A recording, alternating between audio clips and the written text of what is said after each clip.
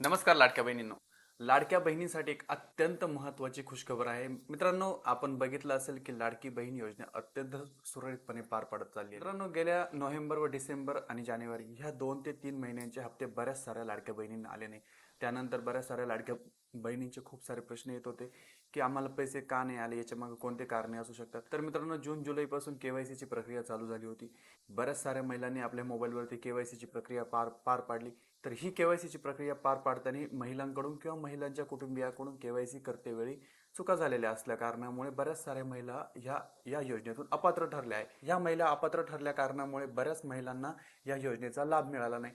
तर मित्रांनो, त्यानंतर आता जानेवारी महिन्यामध्ये एक अशी अपडेट आली होती की ज्या महिलांची केवायसी चुकली आहे किंवा केवायसी करायची बाकी आहे, अशा महिलांनी आपल्या जवळच्या अंगणवाडी सेविकेकडे जाऊन ऑफलाईन पद्धतीने ई केवायसीची प्रक्रिया पार पाडायची. तर मित्रांनो, बऱ्याच साऱ्या अंगणवाडी महिलांकडून या कामासाठी विरोध दर्शवला जात होता. तर मित्रांनो, बऱ्याच साऱ्या अंगणवाडी सेविकांनी याबद्दल नकार ह्या कामासाठी नकार दर्शवला होता. तहसील ऑफिसमध्ये जाऊनही त्यांनी तक्रार केली होती की आम्ही हे काम करू शकत नाही. परंतु हे सर्व चालू असताना महिलांकडून, ज्या महिला अपात्र ठरल्या होत्या, या महिलांकडून शासनावरती रोष दर्शवला जात होता. तर याबाबत शासनाने पुन्हा एकदा विचार करून ई केवायसीची प्रक्रिया ऑनलाईन पद्धत 31 मार्च 2026 पर्यंत सुरू केली आहे. आता ही केवायसीची शेवटची संधी असणार आहे. ज्या महिलांची केवायसी बाकी आहे किंवा केवायसी करताना चुकली आहे, तर ह्या महिलांसाठी शासनाने शेवटची संधी दिली आहे. यानंतर संधी मिळणार नाही. ही संधी आत्ताही मिळाली नसती, परंतु 35 ते 40% महिला ह्या अपात्र ठरल्या आहे. ह्या पात्र असूनही केवायसी करताना चूक झाल्यामुळे यातील 30 ते 35% ह्या अपात्र ठरल्या आहेत.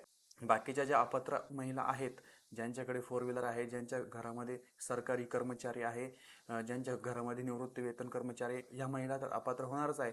परंतु ज्या महिला पात्र असून देखील छोट्याशा चुकीमुळे आपण अपात्र झाला आहात, तर मित्रांनो लक्षात घ्यायचं आहे, आता तुम्ही जर मोबाईलवरती केवायसी करता आली, आपल्या जवळच्या सायबर कॅफेमध्ये, आपले सरकार सेवा केंद्रामध्ये, CSC सेंटरमध्ये, अशा ठिकाणी जाऊन आपण आपली केवायसी पूर्ण करायची. आणि ही केवायसी पूर्ण करण्यासाठी 31 मार्च 2026 पर्यंतचा कालावधी देण्यात आला आहे. आता ही शेवटची संधी असणार आहे. यानंतर परत केवायसीची प्रक्रिया, कितीही रोष निर्माण झाला तरी परत केवायसीची प्रक्रिया सुरू होणार नाहीये. तर त्यांनी आपल्या जवळच्या आपले सरकार सेवा केंद्रामध्ये, सायबर कॅफेमध्ये जाऊन ही प्रक्रिया पार पाडायची. मित्रांनो, याबद्दलचं एक GR आलेला आहे. मी तो GR तुम्हाला आपल्या स्क्रीनवर दाखवत आहे, तुम्ही बघू शकता.